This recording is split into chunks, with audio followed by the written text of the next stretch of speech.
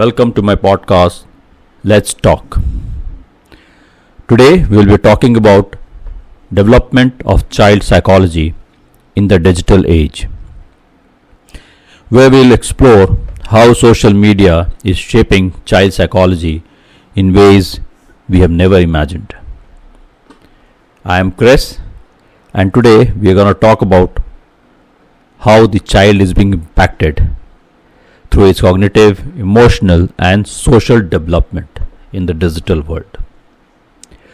You must have heard about Erik Erikson's psychology development theory, which majorly outlines 8 stages of human development, each characterized by a key conflict that shapes personality and psychological growth. The first 5 stages are particularly relevant to child development. So, the first being a conflict between trust and mistrust. It is between 0 to 1 year. The key question here is, can I trust the world? And if the caregiver gives or provides a consistent love and care, the child develops trust.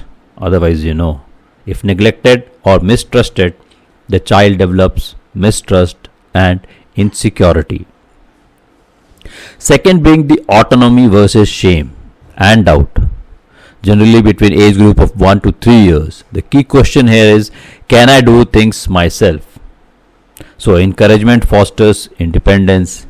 Example, learning to talk, walk and explore the world.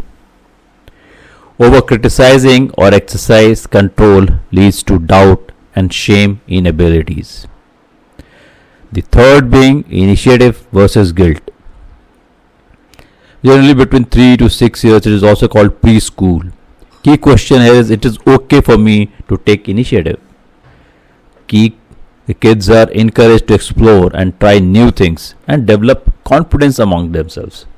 So if punished for curiosity, they may feel guilty and hesitate in taking initiative.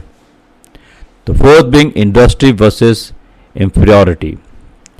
It is also in school age of 6 to 12 years. The key question here is, can I achieve and be competent? Success in school and activities leads to a sense of competence.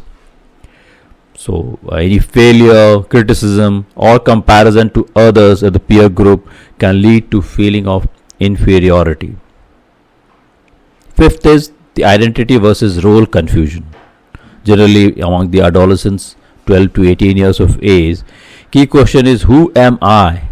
Teen explore personal identity, values and career goals. A strange sense of self leads to confidence, while confusion may lead to uncertainty and obviously insecurity. So let's see how social media is affecting this developing stage in children. The Erik Erikson stages, that is trust, mistrust, negative online experience, can shape how kids see the world as safe or unsafe.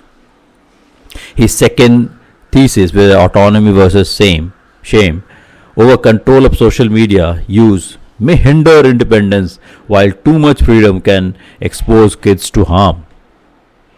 Initiative versus guilt, effect like fear of online judgment may prevent children from exploring their interests. The industry versus inferiority stage, where the social comparison on social platforms like Instagram, TikTok may lead to a low self-worth or a low self-esteem, low confidence. Identity versus role confusion, teens may struggle with self-identity due to online pressures and curated social media personas. So here in segment 1 of our talk today, we'll have how childhood development has changed over the period in this social media age. So let's start with the fundamental or the foundation of a child psychology theory. Like we've already discussed what Piaget's cognitive development stages or Erikson's psychological stages are talking about. But they were formed before the digital technology came into being. So how has childhood changed with the rise of social media? So the answer is, Before the advent of social media, child psychology was influenced by a vastly different social and environmental landscapes. Exposure to information was before the social media came into being, the children primarily gained knowledge through books, through their parents, teachers, and traditional media like television and radio. Information was more filtered, age appropriate, and often required efforts to access. After the social media came into being, children are now exposed to a vast amount of unfiltered information at young age. They encounter diverse viewpoints, news, and social media trends, sometimes before they are emotionally or cognitively ready to process those information. Then social interaction on social media. Before the social media came into being, interaction was primarily face to face, say in family settings or school or in local common communities. Play and communication were more direct, fostering strong interpersonal skills and deeper emotional connections once you're talking face to a person. After the advent of social media, the digital communication include messaging and social networking has replaced many in-person interaction. Children may struggle with in-person social skills, experience cyberbullying, or feel pressure to maintain an online presence. Then comes the identity formation. Before social media, a child identity developed mainly through real life interactions, role models, and personal experience. Peer influence was limited to immediate social circles. With the social media coming to being, children are now exposed to idealized lifestyles and curated personas which are not natural, which can lead to a self comparison among themselves, anxiety, and identity crisis. They may seek validation through like and comments, shaping their self esteem based on external approvals. So, another one being attention span and cognitive development. So, before the social media, the activities like reading books, engaging in creative plays, and solving problems independently were common, supporting deeper cognitive engagements where people generally child will play with some toys. But after social media, instant gratification is there, short term content like short videos and constant notifications have led to shorter attention spans and difficulties with sustained focus. Now, emotional regulation. Before social media, emotional coping mechanisms were developed through real life problem solving, family discussions, and direct feedback from social interactions. After this social media has come into being, children may experience an emotional high or lows due to online validation, somebody commenting something on their profile, through cyberbullying or social comparison. The constant connectivity can also lead to anxiety and difficulty unplugging from there. So parental and societal influence, before the social media came into being, parents and close knit communities had more control over shaping the children's values, their beliefs, and exposure to societal norms. After the social media dominance, children are influenced by global trends. Online influencers are influencing their life. The digital community is sometimes leading to conflict with family values or culture expectations. Social media has dramatically altered how children think, interact, and develop their sense of self. While it offers benefits, like early exposure to global knowledge and digital literacy, it also presents new psychological challenges requiring mindful navigations. Now, coming to segment 2 of my talk today, where the major question coming out will be like social media role in development of the child. So, social media plays a huge role in how kids understand themselves. So there are several researches which has been carried out which shows that platforms like Instagram, TikTok, and self-esteem identity, they create a self-esteem identity. What does the data say about that or the effect on psychology?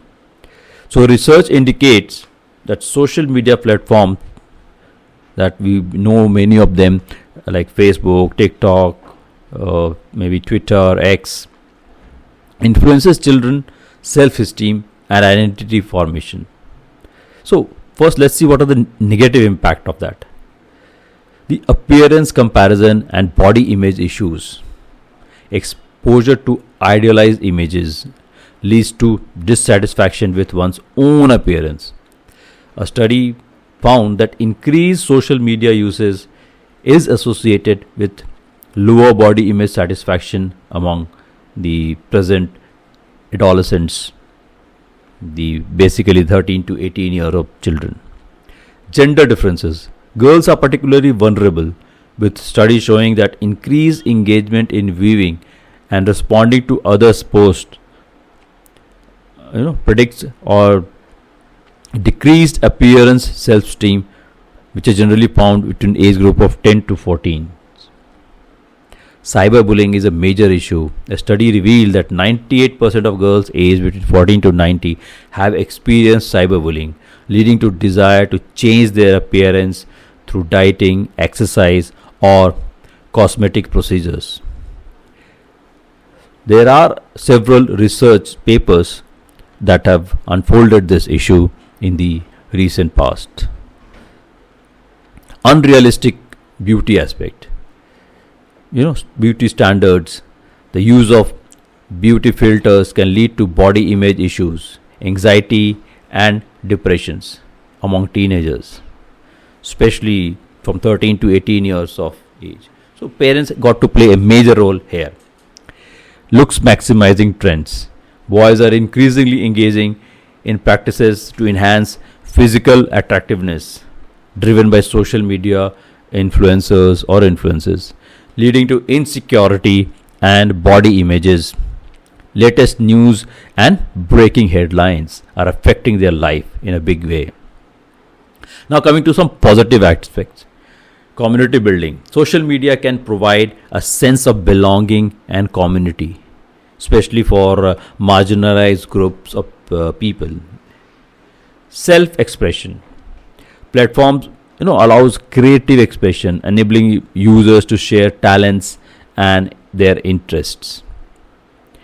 Access to support. Yes, online community can offer support network for those facing challenges or promoting mental well-being, or if anybody is under some kind of mental issues going on.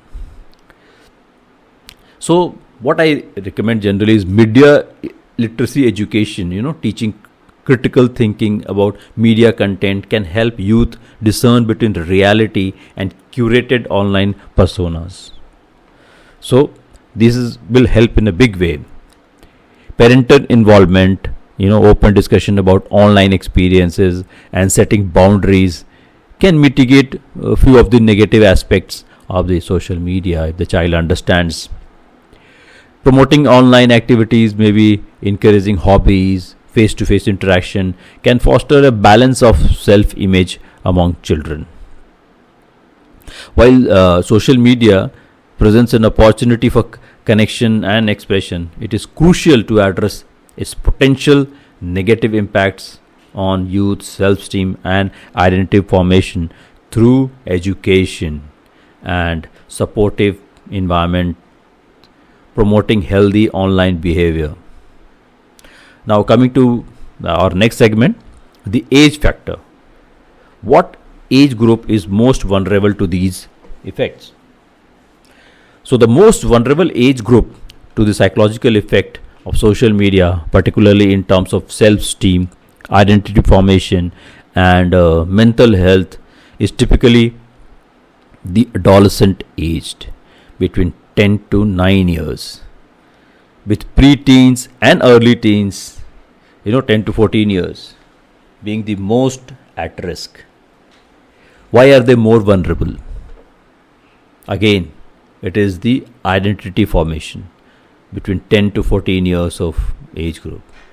So this is a crucial period when children are exploring their identity and self-worth.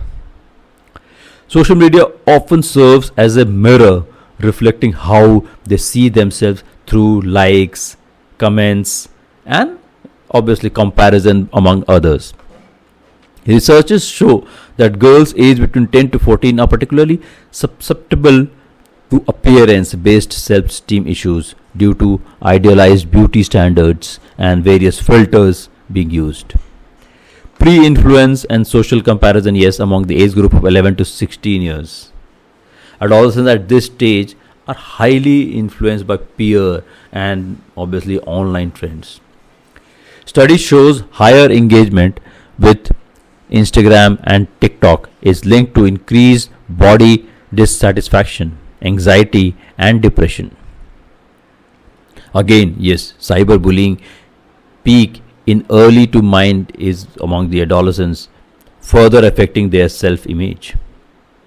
Neurological and emotional development, which happens among the age group of 13 to 19 years, this is a major issue. The brain, prefrontal, the cortex, responsible for decision making and impulse control, is still developing at this stage. So, adolescents experience heightened emotional responses to online interaction, making them more prone to stress and anxiety. So, their brain is in development stage at this stage. So, exposure to curated, often unrealistic social media portrays can distort self perception, the way you think. So, after all, who is the most affected among all this? So, it is through the research, the girls aged between 10 to 14 are the most affected by body image issues due to beauty standards and social comparison, and boys between 13 to 18 years increasingly influenced by trends like looks maximizing, and which are enhanced by physical attractiveness. Teens with pre-existing insecurity or mental health concerns are more vulnerable to negative self-perception, proactive measures. So what are the proactive measures now that we should be taking? Encouraging media literacy, yes. Teaching kids to critically evaluate the social media contents, which is must. Parental guidance is another factor. Open out to conversation about online experiences. Balance out your online and offline timings. Face to face interaction should be encouraged with children's outside the social media. Go outside.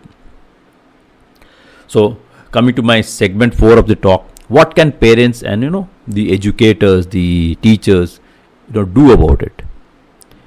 With all these changes, how should parents and educators approach social media and use that it's used for the kids? Parents and educators, play a crucial role in helping children navigate social media in a healthy way. Some of the practical strategies to mitigate the negative effects and promote positive digital habits, we'll be talking about it now. So, first is encourage media literacy and critical thinking. You cannot just stop children using it. So, we have to teach kids to question what they see online. Remind them that social media often presents edited, curated version of reality.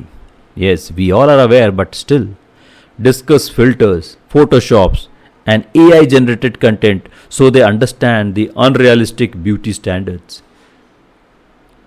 Show them real life versus social media comparisons. Example, influence without filters to promote, self-acceptance. You set out healthy boundaries and screen time limits for them.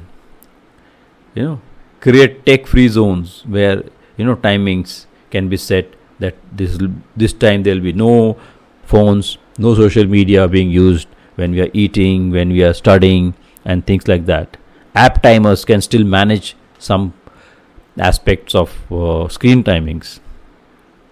Encourage balance, help kids find offline hobbies and social interactions. Foster positive self-esteem and realization, yes, you are the best. Praise efforts, not appearance. You have to praise their efforts. Focus on strength and the skills and the character traits that the children have. Teach self-worth beyond like the comments. Help them to see their values is not tied to social media validations. Okay? Nobody can tell them, okay, that is you're wrong or you're what. Encourage real life friendship and activities to build confidence. Let them go out, play. Open out to conversation about social media pressures. Ask open-ended questions. How do you feel after spending time, on TikTok, on Instagram? What particular influencers is talking about? What are they saying about? How have you ever compared yourself to someone online? Let them know they can talk about cyberbullying. Peer pressure or self-doubt without fear of judgment. You have to monitor but without spying. Instead of secretly checking their accounts, have honest discussion about online safety. Follow their accounts if appropriate, but respect privacy.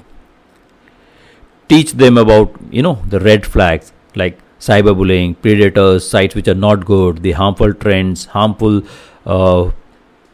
personality influencers. Be a positive role model. Limit your screen time. Kids learn from example. So you also have to follow the same rules. Avoid excessive social media use in front of the children. Show them how to disconnect and be present in real life. It is must in these days. This has been an insightful discussion that we have had so far. Before we go about the key takeaways of the parents, teachers and caregivers, what are the takeaways for the today's talk? How parents and educators can help kids navigate social media. So the key takeaways from my talk today is teach media literacy. Help kids understand that social media is curated and unrealistic. Discuss filters, photoshops and online comparisons. Yes, you have to discuss this with your children. Set out healthy boundaries along with them. Create tech-free zones, limit screen times and encourage offline activities with them. Get involved with your children. Boost self-esteem. Praise their strengths beyond their appearance. Promote their real-life friendships and reduce reliance on online validation on somebody, commenting on their posts or things like that. Get onto the real life. Encourage open conversation. Talk about social media pressures, cyberbullying and self-worth without any judgment. Just talk to them. Monitor responsibility. Guide kids on online behavior without spying or invading their privacy. Okay, then you have to be a role model for that. Show the balance of social media use and prioritize real life interaction along with them. Would you like more details that what we have discussed or talked in the specific challenges like cyberbullying or social media addiction? Yes. If you want, you can home on to my channel, put it in my comments. So thank you our listeners for tuning in. If you found this episode helpful, don't forget to subscribe, leave a review and of course follow us on our channel Let's Talk. So I am Chris and you are listening to my channel Let's Talk. So see you next time whenever I'm talking and you are listening. So bye for now from my channel Let's Talk, and we'll have another interaction another day. See you then. Goodbye.